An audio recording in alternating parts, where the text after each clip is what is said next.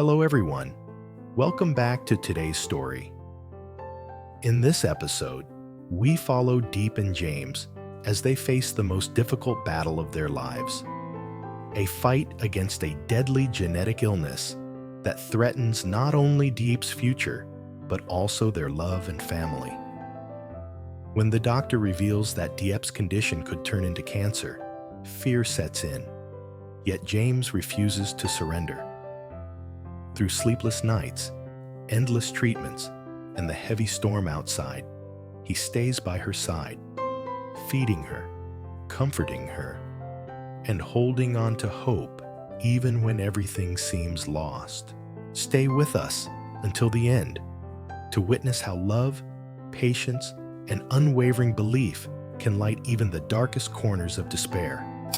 And don't forget to subscribe to help us reach 10,000 subscribers. Your support truly means the world to us. The steady hum of machines fills the sterile hospital room, blending with the rhythmic sound of rain outside.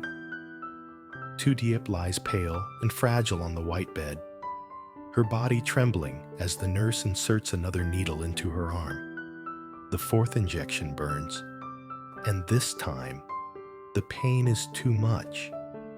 Tears stream down her cheeks, but she doesn't cry from weakness. It's the kind of pain that goes beyond the body, reaching into the soul. Beside her, James grips her hand tightly. His voice is soft, trembling between fear and reassurance. It's okay. Just cry if it hurts. You don't have to hold it in. His words are simple, but his tone carries the weight of helpless love. He's seen this pain before. The long nights, the cold machines, the quiet fights between hope and despair. Every time Diep winces, his heart clenches, wishing he could take her pain as his own. Rain pounds against the window, echoing Diep's ragged breaths.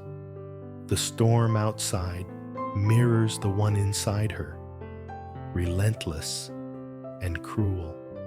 James stands suddenly, his heart aching, and rushes out to buy her a warm meal. He clutches the hospital access card like a lifeline, as if holding on to something that keeps him from breaking. When he returns, the smell of freshly cooked porridge fills the cold air. He places it gently on the table, pulling a chair closer. "Eat a little, okay? You need strength to fight this," he says.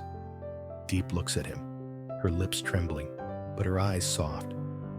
She takes a slow bite, the taste bland but comforting. Between each spoonful, James wipes her tears and tucks a strand of hair behind her ear. In the silence between their breaths, something unspoken passes between them. A quiet vow to face whatever comes next, together. For a fleeting moment, Diep smiles. "You've always been here for me," she whispers. James only nods. He doesn't trust his voice anymore. Deep inside, fear coils. Fear that her condition might worsen, that his love might not be enough to hold her back from the edge. The fluorescent light flickers weakly above them, and though the room feels cold, James's presence wraps around Diep like a blanket. Every gesture, every word becomes a promise, a fragile defiance against the illness threatening to take her away. Outside, the rain doesn't stop. But inside that tiny hospital room, love becomes its own kind of warmth. In a small kitchen miles away, the scent of hot porridge lingers in the air. Little Nee sits quietly at the wooden table, her small hands holding a spoon she barely uses.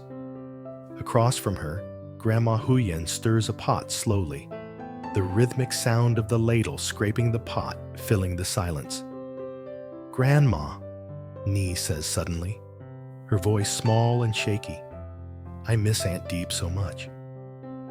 Huyen looks over her shoulder, offering a gentle smile, though her eyes betray her worry. "Aunt Diep will come back soon, dear," she replies softly, though she's not sure she believes it. The storm outside grows stronger, and every rumble of thunder feels like an echo of her hidden fear. Nye nods, stirring her bowl, but her eyes are distant. "I miss Uncle James too," she adds. Her words are innocent, yet they pierce through the quiet room. Huyen forces a smile. "They'll both be home soon. We just have to be patient."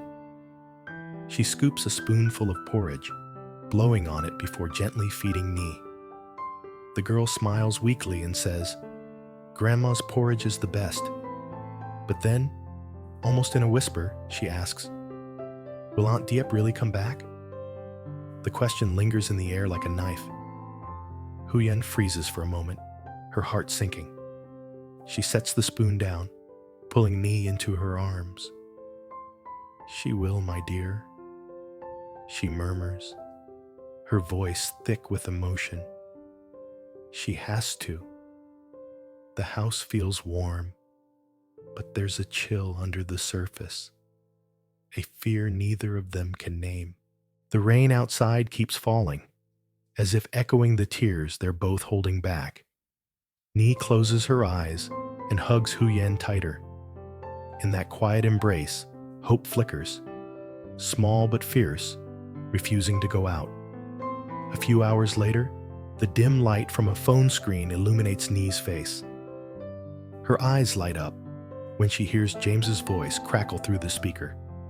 "Uncle James, I miss you and Aunt Diep so much," she cries, her voice trembling with both joy and worry. At the hospital, James holds the phone close, forcing a smile even though exhaustion weighs on him. "We miss you too, sweetheart," he says softly. Beside him, Diep listens, her weak smile breaking through the haze of pain. "Hi, Nee," Diep whispers, her voice faint but filled with warmth. "I'll be home soon, okay?" On the other end, Nee beams through tears. "You promise?" "I promise," Diep says, though her hand trembles as she grips the blanket. Huyen, standing behind Nee, strokes the girl's hair gently. "Say goodbye for now, dear. Aunt Diep needs to rest." "Okay," Nee sniffles, then chirps, "Aunt Diep, get better soon. I'll draw you something when you come home." Diep's eyes well with tears. "I'd love that," she whispers. When the call ends, silence returns. But in that brief conversation, something powerful lingers, an invisible thread connecting them across the storm, the distance, and the fear. James sets the phone down and looks at Diep. "You see, everyone's waiting for you," he says, his voice steady, but his eyes glistening. Diep nods weakly. "I know, but sometimes I wonder if I can keep fighting." He leans forward, his tone firm yet tender. "You can. We'll fight this together." Rain taps against the window, soft and relentless. Diep looks at him, her heart heavy yet comforted. "You're my strength, James," she murmurs. He smiles faintly. "Then don't let go of me." In that fragile moment, surrounded by the sound of rain and machines, their love becomes more than comfort. It becomes survival. The storm outside continues, but inside, two hearts hold on to hope like a lifeline, bound together by courage, pain, and unwavering love. That night, when the nurse dims the lights and silence falls again, Diep stares at the ceiling, her thoughts drifting. She can feel the heaviness in her body, the weakness spreading. The doctors called it a genetic condition, a rare, dangerous one that could turn into cancer if left unchecked. The words still echo in her mind, sharp and merciless. She turns her head toward James, who has fallen asleep in the chair beside her bed, his hand still gripping hers. A faint smile crosses her lips. Even in sleep, he refuses to let go. For the first time in a long while, she feels both fear and peace. Fear of what's coming, and peace in knowing she's not facing it alone. The rain outside has softened to a drizzle, and in that rhythm, Diep drifts off to sleep, holding onto James's hand like a prayer. The early morning light slips through the thin hospital curtains, painting the room in a pale glow. James sits at the edge of the bed, still holding Diep's hand. Her breathing is shallow but steady. For a moment, the world feels suspended. Just the two of them, somewhere between fear and hope. The doctor enters quietly, clipboard in hand. "Mr. James," he begins gently, "we've received the test results." His tone is measured, but James feels his stomach drop. Diep's condition is more severe than we expected. The genetic markers indicate a high risk. There's a possibility of it developing into cancer if we don't act quickly. For a moment, the words hang heavy in the air. Diep's eyes flutter open, searching James's face. He forces a smile, but his voice trembles as he asks, "What can we do to stop it?" The doctor sighs, setting down the file. "We'll need an immediate treatment plan, strong medication, frequent monitoring, and possibly surgery if the cells progress. But..." His pause feels endless. "The treatment will be painful and expensive."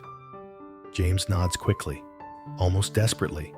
"Do it, whatever it takes. I'll handle the cost." Diep turns toward him weakly, her voice a whisper. "James, no. You've already spent so much. You can't..." "Don't," he interrupts softly, brushing her hair from her face. "You're not a burden, Diep. You're my life." The doctor quietly leaves, and silence settles over the room. The weight of the diagnosis presses down, but James refuses to let despair in. He takes Diep's frail hand in both of his and says firmly, "We're not giving up. Not now. Not ever." Tears slip down Diep's cheeks. "I'm scared," she admits. "I know," James says, his voice breaking. "But I'm here. We'll fight this together." Later that day, the rain has stopped, but gray clouds still hang low. James steps out of the hospital to clear his mind. The air is thick with the smell of wet earth. He walks aimlessly, his thoughts a storm of fear, love, and determination. When he returns to the hospital, Diep is sitting up, staring out the window. Her skin looks pale against the white sheets, but her eyes are calm. "You're back," she says, her voice soft. "I got you something," he says, holding up a small bag of fresh apples. "You need vitamins, remember?" Diep laughs faintly. "You and your apples," she teases. But when he starts peeling one carefully, her eyes glisten. "You're too good to me." He shakes his head, placing a slice near her lips. "Not good enough," he murmurs. "Not yet." She takes a bite, the sweetness of the fruit almost painful against her dry mouth. "James," she says after a long pause, "if anything happens to me, promise you'll look after Nye and my mother." "Don't," he says firmly. "You're not leaving anyone behind." Diep smiles sadly. "Sometimes love means being prepared for the worst." James looks at her for a long time, then says quietly, "Then promise me something too." Don't stop fighting. For a moment, neither of them speaks. The quiet hum of machines fills the room, and outside, the world seems to hold its breath. In the small countryside house, Ni sits on the porch with Grandma Huyen holding a half-finished drawing. "Grandma," she says, "I drew Aunt Diep and Uncle James. See? They're smiling." Huyen looks down at the picture. Two stick figures holding hands under a bright sun. It's simple, but full of love. "It's beautiful, my dear," she whispers. "Aunt Diep will love it." "Do you think she's getting better?" Ni asks softly. Huyen forces a smile, brushing Ni's hair. "Yes, she is. She's very brave." Inside, though, her heart aches. She knows Diep's illness is serious, but she can't let Ni see her worry. She needs the little girl's hope. It's what keeps them all strong. Back at the hospital, the days blend into one another. James barely sleeps. Every morning, he helps Diep eat, changes her blankets, talks to her about the garden, about the farm, about anything that reminds them of life beyond those walls. Sometimes, when she's too weak to talk, he just sits and reads to her. His voice fills the room, soft and steady, chasing away the silence. One afternoon, Diep opens her eyes and says, "James, do you ever wonder why this happened to me?" He pauses, then answers, "Maybe because life knew you were strong enough to handle it." She smiles faintly. "Strong?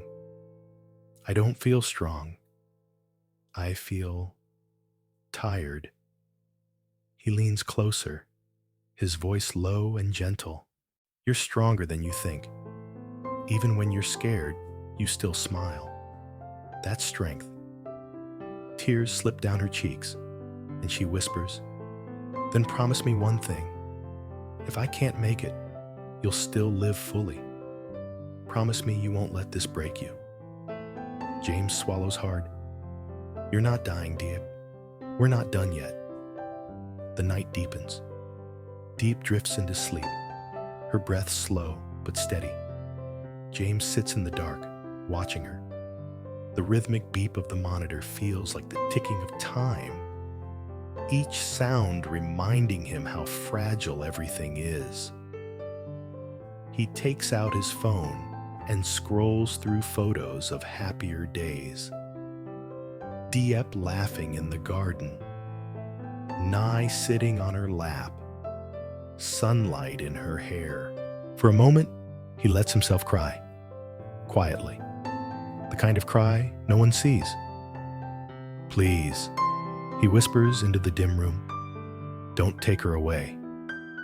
He stands, walks to the window, and looks at the city lights shimmering in the rain-soaked night. "You'll be okay," he murmurs, more to himself than anyone else. "You have to be." Days later, a faint light of hope appears. The doctor comes in with cautious optimism. "Her latest scans show improvement," he says. "The treatment is working. It'll be a long road, but she's responding well." James's heart nearly bursts. "Thank you, doctor. Thank you." He rushes to Diep's side, tears streaming freely now. "Did you hear that? You're getting better." Diep smiles weakly, her hand trembling as she reaches for his. "We're getting better," she corrects him. He laughs softly through tears. "Yes, we are." Outside, the sky clears. Sunlight spills through the window, warm and golden. For the first time in weeks, the hospital room feels alive again. A week later, Diep is strong enough to walk a few steps on her own. James walks beside her, ready to catch her if she stumbles. She pauses by the window, looking out at the bright morning. "It's beautiful," she whispers. "It is," James says, smiling. And so are you. She laughs, a real laugh this time. Stop it, you're making me blush. He shrugs playfully. Good, I miss that smile. As they stand there, hand in hand, the hospital feels less like a cage and more like a bridge, one that has carried them through darkness toward a fragile but real light. Diep turns to him, eyes glistening. Thank you, James, for not giving up on me. He shakes his head gently. No, he says, his voice filled with quiet certainty. We didn't give up on each other. The rain has stopped. The air smells of sunlight and new beginnings. And for the first time in a long time, both of them believe that healing, like love, can sometimes begin in the darkest storms.